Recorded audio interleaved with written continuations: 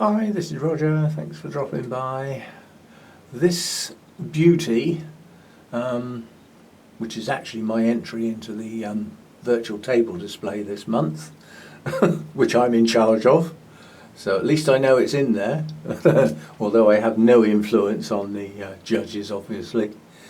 Well, I don't know, though. They might not want their arms broken again.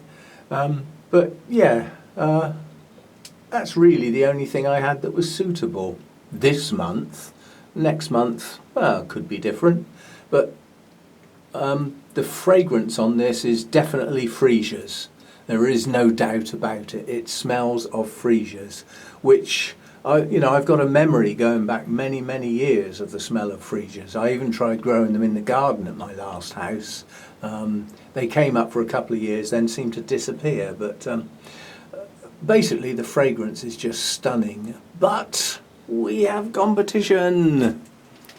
The Soto Annum is just opening. And it is possible, even though these aren't brilliant spikes, these are quite feeble for the plant. When this plant was in full swing last year, the spikes were 3 times bigger and better than that, and many more of them. But nonetheless, the plant was nearly lost. It's recovering. It's in 2 pieces. There's another one over here with a couple of little spikes on, and the roots are now coming on, so it is going to recover. But yeah, fragrance on that is powerful. And even though there aren't many blooms open yet, it's already in competition with the Cattleya up there.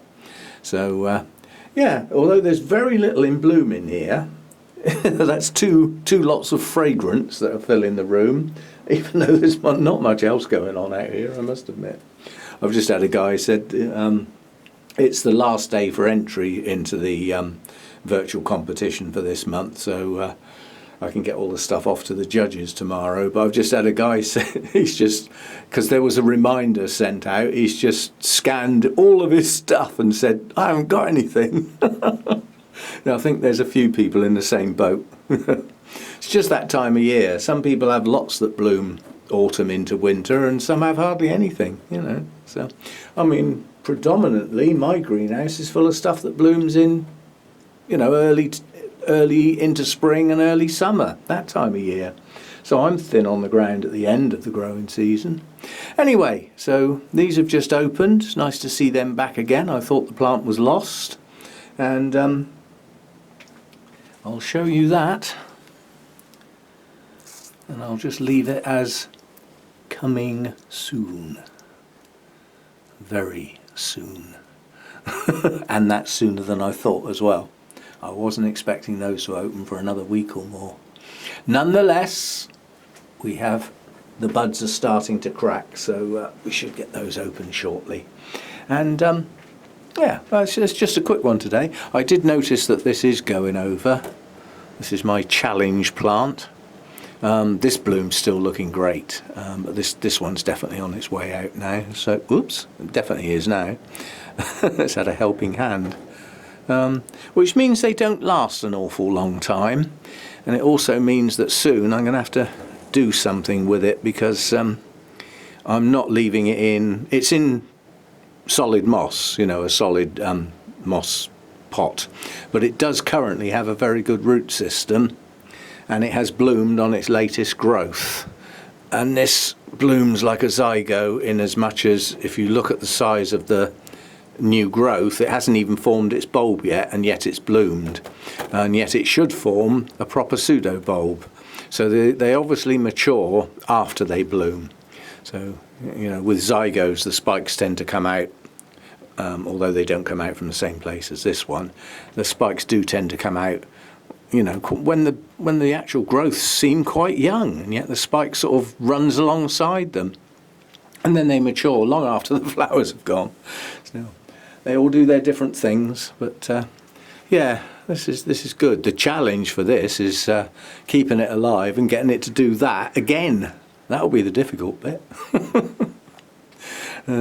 Right, so just a quick one today, and I'll see you next time. Bye for now. Oh, my trip to Burnham's is definitely on, and I'm going to get goodies in the main. this time on this trip. I mean, I need bark, I need some charcoal, I need some cork bark for mounts. Sarah usually has a pretty good selection of that there, so I can pick a few of those sort of pieces out. I can't use my vouchers in the cafe, that's a shame. So I have to pay for my own breakfast. Never mind. But yeah, I should be getting some goodies, and then I'm going to have a look at for some unusual plants from Burnham, something that's perhaps a bit more of a challenge than the more common or garden stuff that I got last time. And we'll see how we go. But I'm sure I shall come back with stuff, but I've got the day out obviously, and then the drive back, and then I've got the Zoom AGM for the Orchid Society in the evening of the Friday. So obviously the video of the stuff that I get on Friday will be on Saturday. So that's that. But we're not there yet. We've still got some more days in the week yet. So see you next time. Thanks for dropping by. And just out of the corner of my eye as I walk back in here, the Katrin Zock Make is on its last spike now, but this one's already progressing new growths. So new growths have been pushing up while the older ones have been blooming. But if you look at that Phalaenopsis right over there, let's see if I can zoom in.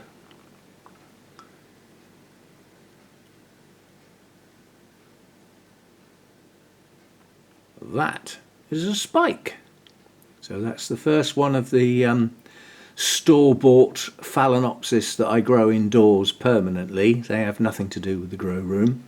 That's the first one of those to come into spike.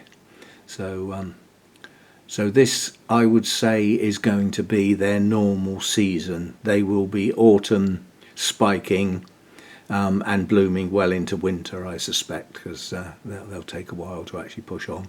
But yeah, I just noticed that little speck of green on the end of that spike caught my eye as I walked back in. So that's good. At least one of them's going to bloom this time.